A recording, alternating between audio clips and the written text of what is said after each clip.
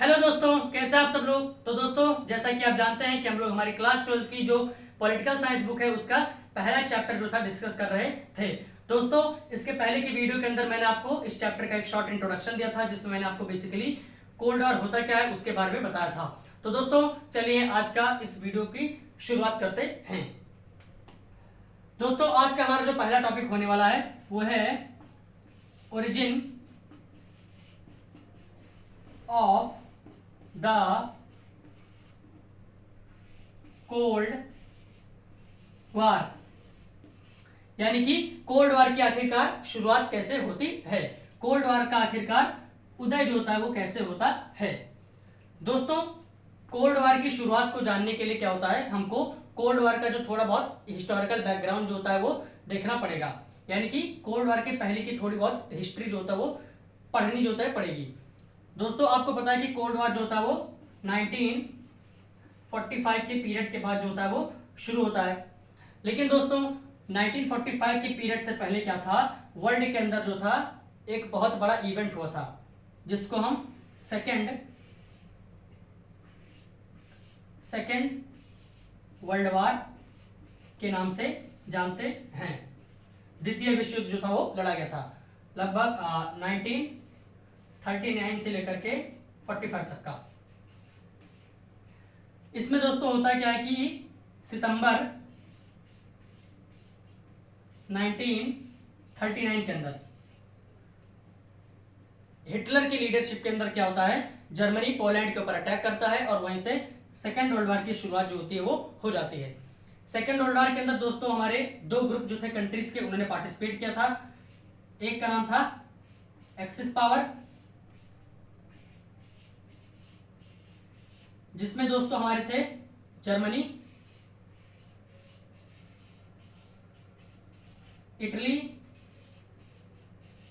और दोस्तों था एक जापान। वही दोस्तों हमारे दूसरी तरफ थे अलाइड पावर्स। अलाइड पावर्स थे दोस्तों, इसमें जो थे दोस्तों हमारे थे USA, United states of America, USSR, union of Soviet socialist Republic, France था इसमें, और था हमारा ब्रिटेन।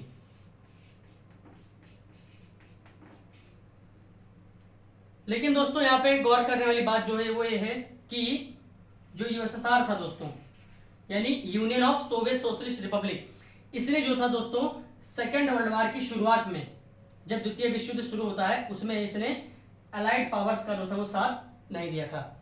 इसने सेकेंड वर्ल्ड वार की शुरुआत में जो था जर्मनी का, हिटलर का जो था वो साथ दिया था। लेकिन दोस्तों फिर होता क्या है कि जून 1941 के अंदर जो हिटलर होता है, यानी जो जर्मनी होता है, वो यूएसएसआर के वेस्टर्न फ्रंट के ऊपर अटैक कर देता है, जिसके वजह से मजबूरन यूएसएसआर को जो होता है वो जर्मनी का साथ छोड़ना पड़ता है और यूएस और अलाइड पावर के साथ जो होता है वो हाथ मिलाना पड़ता है। उसी तरीके से दोस्तों जो यूएसए था, इसने भी जो था सेकेंड वर्ल्ड वार के शुरुआत में अनाउंस किया था कि यूएसए जो था वो सेकेंड वर्ल्ड वार के अंदर पार्टिसिपेट नहीं करेगा, सेकेंड वर्ल्ड वार के अंदर भागीदारी जो होता है वो बिल्कुल भी नहीं लेगा। लेकिन फिर दोस्तों होता क्या है कि 1941 के अंदर जापान जो होता है वो यूएसए का एक एरिया है जिसको हम कहते हैं पर्ल हार्बर, जो कि बेसिकली पैसिफिक ओशन के अंदर लोकेटेड है, उसके ऊपर अटैक कर देता है 1941 के अंदर, जिसके वजह से दोस्तों क्या होता है, यूएसए को मजबूरन जो होता है वो सेकेंड वर्ल्ड वार के अंदर पार्टिसिपेट करना पड़ जाता है, क्योंकि उसे पर्ल हार्बर जो उसका एरिया था उसको बचाना था। इसी की वजह से दोस्तों यूएसए सेकेंड वर्ल्ड वार के अंदर कूद पड़ता है। होता क्या है दोस्तों फाइनली कि 1945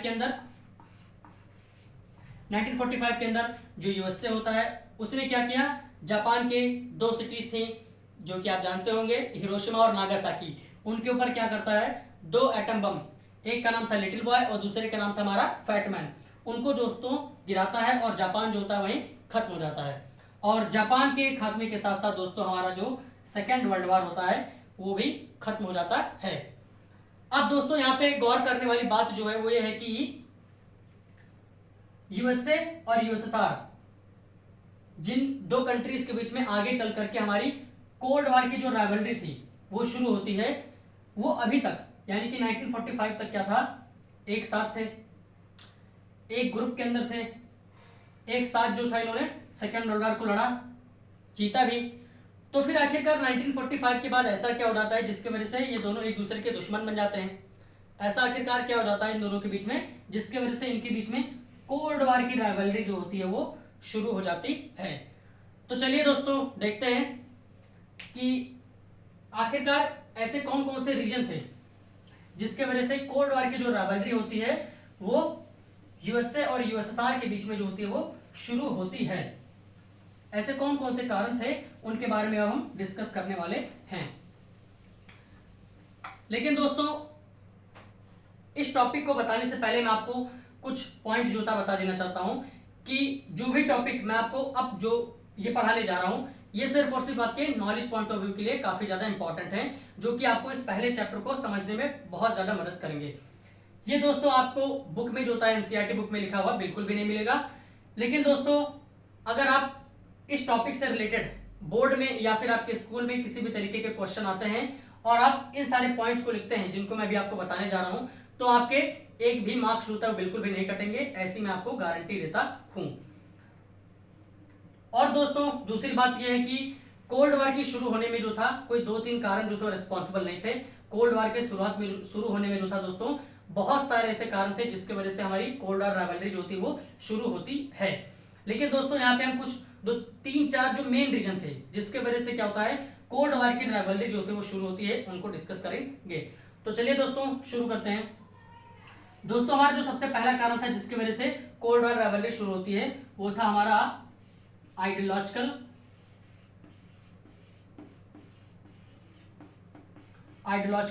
डिफरेंस।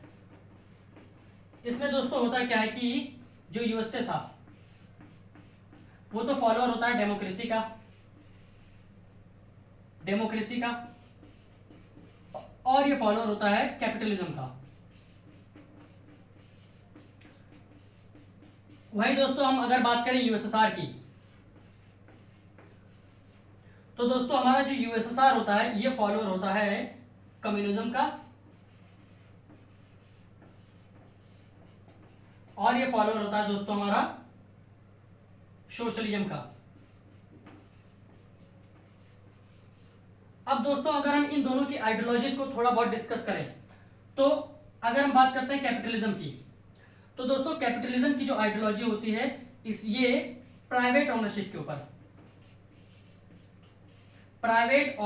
ऊपर जो होता है काफी ज्यादा जोर देती है, काफी ज्यादा इंपॉर्टेंस जो होता है प्राइवेट ओनरशिप को देती है। कैपिटलिज्म की आइडियोलॉजी दोस्तों सिंपल टर्म में कहती है कि किसी भी राष्ट्र के अंदर किसी भी नेशन के अंदर जो भी इकोनॉमिक रिसोर्सेस होते हैं उसके ऊपर क्या होना चाहिए प्राइवेट ओनरशिप होना चाहिए। इसके अंदर दोस्तों क्या होता है जो गवर्नमेंट का इंटरवेंशन होता है इकोनॉमी के अंदर या फिर इकोनॉमिक एक्टिविटीज को कंट्रोल करने के अंदर वो बहुत कम होता है। यहाँ पे दोस्तों हमारा जो फ्री मार्केट वाला कॉन्सेप्ट है आपने पढ़ा होगा दोस्तों, फ्री मार्केट वाला कॉन्सेप्ट होता है यहाँ पे काफी ज्यादा डोमिनेट करता है। वही दोस्तों अगर हम बात करते हैं सोशलिज्म की तो दोस्तों सोशलिज्म की आइडियोलॉजी जो होती है ये सोशल ऑनरशिप के ऊपर जो होता है काफी ज्यादा जो होती है जोर देती है।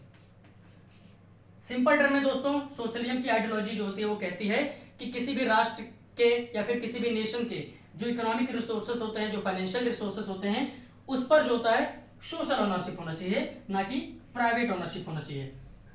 सोशलिज्म की आइडियोलॉजी के अंदर दोस्तों होता क्या है कि जो गवर्नमेंट का इंटरवेंशन होता है हमारा इकोनॉमी को कंट्रोल करने में या फिर इकोनॉमिक एक्टिविटीज को कंट्रोल करने में वो काफी ज्यादा होता है। अब दोस्तों अगर हम इन दोनों की आइडियोलॉजी को देखें यूएसए और यूएसएसआर की तो ये दोनों एक दूसरे की बिल्कुल जो होता है वो अपोजिट आइडियोलॉजी को फॉलो करते हैं, बिल्कुल एकदम पैरेलल हैं। कैसे? कैपिटलिज्म की आइडियोलॉजी जो कि प्राइवेट ओनरशिप के ऊपर इंफेसाइज करती है, वही सोशलिज्म की आइडियोलॉजी सोशल ओनरशिप के ऊपर इंफेसाइज करती है। इसी की वजह से दोस्तों एक पैरेलल आइडियोलॉजी फॉलो करने की वजह से हालांकि यूएसए और यूएसएसआर होते एक ग्रुप के अंदर हैं लेकिन इनके बीच में क्या होता है डिफरेंसेस जो होते हैं, मतभेद जो होता है वो बने रहते हैं, एक दुश्मनी की जो फीलिंग होती है वो बनी रहती है। कैसे बनी रहती है दोस्तों? आइडियोलॉजी में डिफरेंस होने की वजह से इन दोनों के बीच में दुश्मनी क्यों बनी रहती है? तो चलिए दोस्तों वो भी जान लेते हैं। दोस्तों 1945 के बाद क्या होता है, 1945 के बाद यूएसए जो होता है और यूएसएसआर जो होता है, ये दोनों कंट्रीज जो होती हैं 1945 के बाद दुनिया में दो सबसे बड़ी महान शक्तियों के रूप में उभरती हैं। अब यही दोनों कंट्रीज जो होती हैं वो सबसे बड़ी सुपर पावर क्यों बन के उभरती हैं, ये भी अभी हम आगे देखेंगे। लेकिन आप बस अभी यहाँ पे इतना ध्यान रखिए कि 1945 के बाद यूएसए और यूएसएसआर ये दोनों दुनिया की दो सबसे बड़ी सुपर पावर के रूप में उभरती हैं। अब दोस्तों यहाँ पे होता क्या है, जो यूएसए होता है इसको डर होता है कि अगर दुनिया के अंदर क्या होगा, यूएसएसआर का इन्फ्लुएंस जो होता है वो बढ़ेगा तो फिर क्या होगा, सोशलिज्म का इन्फ्लुएंस भी बढ़ेगा। सोशलिज्म का इन्फ्लुएंस यानी कि सोशल ऑनरशिप का होता है वो इन्फ्लुएंस बढ़ेगा। और अगर सोशल ऑनरशिप का इन्फ्लुएंस बढ़ा तो ऑटोमेटिकली क्या होगा, जो प्राइवेट ओनरशिप होगा, जिन जिन एरियाज में सोशलिज्म आता जाएगा वहां से तो प्राइवेट ओनरशिप का नामो निशान मिटता चला जाएगा। और अगर प्राइवेट ओनरशिप जो होती है वो खत्म हुई तो फिर कैपिटलिज्म की जो आइडियोलॉजी होगी, इसका जो इन्फ्लुएंस होगा वर्ल्ड के अंदर वो खत्म हो जाएगा। और अगर कैपिटलिज्म का इन्फ्लुएंस खत्म हुआ तो फिर यूएसए का जो इन्फ्लुएंस होगा ये भी खत्म होता चला जाएगा। यही दोस्तों सेम डर जो होता है वो यूएसएसआर को होता है कि अगर दुनिया के अंदर कैपिटलिज्म फैला यानी कि प्राइवेट ओनरशिप फैली तो सोशल ओनरशिप ऑटोमेटिकली खत्म होती चली जाएगी। और अगर सोशलिज्म या फिर सोशल ओनरशिप खत्म हुई तो यूएसएसआर का जो इन्फ्लुएंस होगा वर्ल्ड के अंदर वो तो कमजोर पड़ जाएगा, वो तो इसके कंपैरिजन में वीक हो जाएगा। इसी की वजह से दोस्तों इन दोनों के बीच में जो होता है वो तनातनी शुरू हो जाती है और कोल्ड वॉर की जो राइवलरी होती है वो पनपना शुरू हो जाती है। आई होप दोस्तों आपको समझ में आ गया होगा।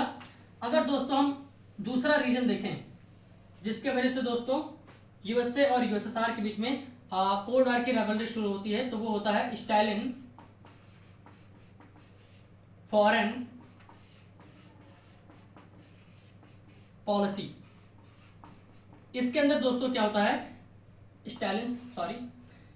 मतलब कि जो जोसेफ स्टालिन थे जो कि उस समय यूएसएसआर के लीडर थे, उन्होंने 1945 के बाद जो भी फॉरेन पॉलिसी अपनाई उसका भी जो था एक मेजर कंट्रीब्यूशन जो था कोल्ड वॉर की राइवलरी को शुरू करने में था। कैसे दोस्तों, 1945 के बाद क्या होता है, जब सेकेंड वर्ल्ड वॉर हमारा पूरी तरीके से खत्म हो जाता है उसके तुरंत बाद क्या होता है, जो स्टालिन साहब होते हैं ये जो जर्मनी होता है, पोलैंड होता है, रोमेनिया था, मतलब वो सारी कंट्रीज जिसके ऊपर पहले हिटलर का कंट्रोल था, इन सारे कंट्रीज के बड़े बड़े एरियाज को जो होता है स्टालिन साहब जो होता है वो रशिया के अंदर होता है, यूएसएसआर के अंदर होता है वो मिलाना शुरू कर देते हैं। इन सारे कंट्रीज के बड़े बड़े हिस्सों को यूएसएसआर के अंदर मिलाना शुरू कर देते हैं। इसके वजह से क्या होता है दोस्तों, स्टालिन साहब के इस एक्शन की वजह से यूएसए को जो लगता है कि जो यूएसए है, यूएसएसआर है, ये यूरोप के अंदर जो होता है अपने इन्फ्लुएंस जो होता है उसको बढ़ा रहा है और मेरे इन्फ्लुएंस को यूरोप के अंदर क्या कर रहा है, यूरोप के अंदर क्या कर रहा है, उसको कम कर रहा है, उसको कम करने की कोशिश कर रहा है।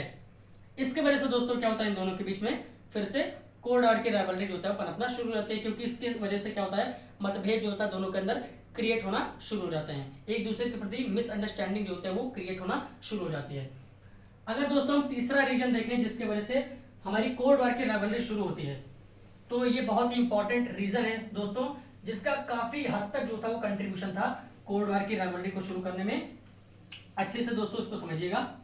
इसमें दोस्तों होता क्या है, जो तीसरा मेजर कारण था वो था hostility of USA and Britain against USSR. इसमें दोस्तों होता क्या है कि जो यूएसए था और ब्रिटेन थे, हालांकि ये यूएसएसआर को अपने ग्रुप के अंदर जो था मिलाए होते हैं, लेकिन दोस्तों ये दोनों कंट्रीज जो होती है वो यूएसएसआर के प्रति काफी ज्यादा जो होती है वो हॉस्टाइल होती हैं। इनका जो एटीट्यूड होता है यूएसएसआर के प्रति वो बिल्कुल एक दोस्त वाला बिल्कुल भी नहीं होता है, जिसके वजह से इन दोनों के बीच में फिर कोल्ड वॉर की राइवलरी शुरू होती है। इसमें दोस्तों होता क्या है कि 1945 तक दोस्तों क्या होता है, लैंड लीज नाम का एक सिस्टम होता है, लैंड लीज नाम का एक सिस्टम, लैंड लीज नाम का दोस्तों एक सिस्टम होता है, जिसके तहत क्या होता है, जो यूएसए होता है वो यूएसएसआर को जो होता है सेकेंड वर्ल्ड वॉर के अंदर बहुत सारे इक्विपमेंट्स, बहुत सारे जो होता है वो हथियार जो होता है प्रदान करता है, ताकि यूएसएसआर जो होता है वो सेकेंड वर्ल्ड वॉर को अच्छी तरीके से लड़ पाए। लेकिन फिर दोस्तों होता क्या है कि 1945 के अंदर ये दोस्तों उस समय फ्रैंकलिन डी रूजवेल्ट साहब जो थे उस समय प्रेसिडेंट जो होते हैं वो यूएसए के होते हैं, जब लैंड लीज सिस्टम जो था वो एग्जिस्ट करता था। लेकिन फिर दोस्तों होता क्या है कि 1945 के अंदर जो रूजवेल्ट साहब होते हैं उनकी हो जाती है मृत्यु, और यूएसए के जो नए प्रेसिडेंट बनते हैं उनका नाम होता है हैरी एश ट्रूमैन। ये जो होता है बनते हैं यूएसए के नए प्रेसिडेंट। लेकिन दोस्तों हैरी एश ट्रूमैन साहब का जो एटीट्यूड था यूएसएसआर के प्रति वो रूजवेल्ट साहब के बिल्कुल अपोजिट होता है। मतलब कि ये रूजवेल्ट के तरीके से क्या होता है, एक फ्रेंडली एटीट्यूड उनका यूएसएसआर के प्रति नहीं होता है। ये बहुत ज्यादा होता है इनका कम्युनिज्म के प्रति या फिर यूएसएसआर के प्रति इनका जो एटीट्यूड होता है वो बहुत ज्यादा हॉस्टाइल होता है, जिसके वजह से दोस्तों क्या होता है जो यूएसएसआर होता है वो इनके इस एटीट्यूड के वजह से काफी ज्यादा खुश नहीं होता है। उसको होता लगता है कि ये यूएसए जो है वो कहीं ना कहीं जो होता है वो कम्युनिज्म को खत्म करने की कोशिश कर रहा है। एक तो दोस्तों ये होता है। दूसरा दोस्तों ये था, जैसा मैंने आपको बताया कि 1945 के अंदर क्या था, यूएसए ने क्या किया था, जापान के ऊपर 2 एटम बम फोड़े थे, हिरोशिमा और नागासाकी के ऊपर। लेकिन दोस्तों यहाँ पे होता क्या है कि यूएसए ने जो था 1945 के अंदर क्या था, 2 एटम बम दागने से पहले क्या था, यूएसएसआर को ये कभी नहीं बताया था कि मेरे पास एटम बम भी है। हालांकि दोनों एक ही ग्रुप के अंदर थे, लेकिन यूएसए ने ये बात जो था यूएसएसआर से छिपा रखे थे कि मेरे पास एटम बम भी है या फिर मैंने एटम बम डेवलप कर लिया है। और जब यूएसए ने 1945 के अंदर जापान के ऊपर फोड़ा तब जाकर के यूएसए को पता चला कि यूएसए के पास क्या होता है, सॉरी यूएसएसआर को पता चला कि यूएसए के पास एटम बम भी था। तो दोस्तों ये तो फ्रेंड वाला कोई रिलेशन होता ही नहीं है कि बात उसने जो था छिपा करके रखा। कहीं ना कहीं जो यूएसए ने जो था वो कटप्पा वाला काम कर दिया यूएसएसआर के साथ, जिसकी वजह से क्या होता है यूएसएसआर जो था वो नाराज होना शुरू हो जाता है यूएसए से। और दूसरी बात यहाँ पे थी दोस्तों की 1945 के ऊपर में जब यूएसए ने जापान के ऊपर जो था अटैक किया था, तब यूएसए और ब्रिटेन ने जो था इन दोनों ने मिल करके जापान के ऊपर अटैक किया था। इन दोनों ने उस समय यूएसएसआर का साथ जो था वो नहीं लिया था। मतलब कि जापान से लड़ने में ये हालांकि सब एक ही ग्रुप के अंदर थे, लेकिन उसमें जापान से लड़ने में यूएसए और ब्रिटेन ने जो था केवल पार्टिसिपेट किया, इन दोनों ने यूएसएसआर का साथ जो था वो नहीं लिया। इसकी वजह से दोस्तों क्या होता है, यूएसए और यूएसएसआर के बीच में तनातनी डेवलप होती है और कोल्ड वॉर राइवलरी की शुरुआत होती है। आई होप दोस्तों आपको ये सारे के सारे कारण जो तो अच्छे से समझ गए होंगे। दोस्तों ये सारे कारण मैंने आपको इसलिए बताया क्योंकि हमारा पहला चैप्टर जो होता है वो हमारी पहली बुक का जो होता है वो बेस है। अगर आपको उसको अच्छे तरीके से नहीं समझ पाते हैं तो आपको पूरी बुक जो होता है वो समझ में नहीं आने वाली है। दोस्तों बढ़ते हैं हमारे नेक्स्ट टॉपिक की तरफ, जिसमें मैं आपको बताने वाला हूं कि कोल्ड वॉर की जो राइवलरी थी वो आखिरकार यूएसए और यूएसएसआर के बीच में ही क्यों शुरू होती है और क्यों कंट्रीज के साथ नहीं होती है। दोस्तों जैसा कि मैंने आपको पहले बताया कि सेकेंड वर्ल्ड वॉर के अंदर क्या था, दुनिया की बहुत सारी जो पावरफुल कंट्रीज थे उन्होंने पार्टिसिपेट किया था। जैसे कि एक तरफ था हमारा USSR, USA, France, Britain, Germany, Italy और जापान। ये सारी कंट्रीज जो थी इन्होंने पार्टिसिपेट किया था। लेकिन दोस्तों कोल्ड वॉर की राइवलरी जो होती है वो इन दो कंट्रीज के बीच में शुरू होती है। आखिरकार ऐसा क्यों? दोस्तों ध्यान से समझिएगा कि सेकेंड वर्ल्ड वॉर के अंदर ये सारी कंट्रीज जो थी वो हार चुकी थी, तो इनके साथ कोल्ड वॉर की राइवलरी का शुरू होने का कोई मतलब नहीं बनता। अब बाकी बची हमारी दोस्तों ये 4 कंट्रीज। इन 4 कंट्रीज के अंदर भी दोस्तों क्या था, अगर हम बात करें फ्रांस और ब्रिटेन की, तो दोस्तों फ्रांस और ब्रिटेन जो होता है वो यूरोप के अंदर लाई करते हैं। खास करके जो फ्रांस होता है ये तो जर्मनी के आसपास ही लाई करता है, एकदम बगल में लाई करता है जर्मनी और इटली के। वहीं दोस्तों ब्रिटेन भी जो होता है वो फ्रांस के आसपास ही नजदीक ही लोकेटेड है, जिसके वजह से दोस्तों क्या होता है सेकेंड वर्ल्ड वॉर के अंदर फ्रांस और ब्रिटेन को काफी ज्यादा जो होता है नुकसान का सामना करना पड़ता है। पहला तो दोस्तों ये कारण था। दूसरा कारण दोस्तों ये था कि 1945 के पीरियड के बाद क्या होता है, दुनिया के अंदर एक प्रोसेस की शुरुआत होती है जिसका नाम है डीकोलोनाइजेशन। इसके अंदर दोस्तों होता क्या है, दुनिया के अंदर जितनी भी कॉलोनियल कंट्रीज होती हैं जिनके ऊपर क्या था अलग अलग विदेशी शासकों ने अपना कब्जा जमा रखा था, वहां पे क्या होता है, नेशनलिस्ट मूवमेंट शुरू हो जाता है और वो सारी कॉलोनियल कंट्रीज जो थी उन्होंने अपने कॉलोनियल पावर के खिलाफ जो था वो लड़ाई शुरू कर दी थी।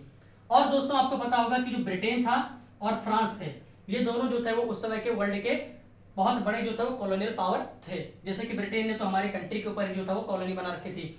तो इसके वजह से दोस्तों क्या होता है, 1945 के बाद, सेकेंड वर्ल्ड वॉर के लड़ने के बाद क्या होता है, इन दोनों कंट्रीज को, जो कि दुनिया की उस समय बड़ी जो होती है कॉलोनियल पावर होती है, इनको अपनी अपनी कॉलोनीज के अंदर जो है नेशनलिस्ट मूवमेंट का सामना करना पड़ता है।